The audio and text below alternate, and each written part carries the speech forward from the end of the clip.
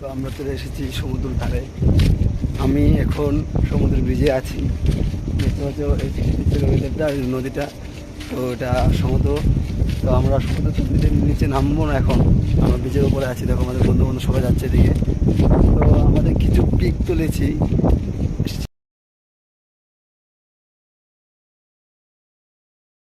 এটা তোমাদেরকে শেয়ার করে দেখাবো।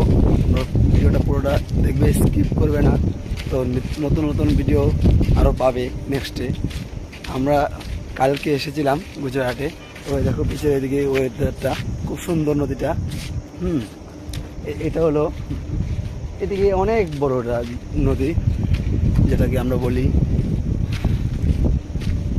এই যে আমাদের একটা ব্লগার, এই যে আমাদের ভিডিও করছে।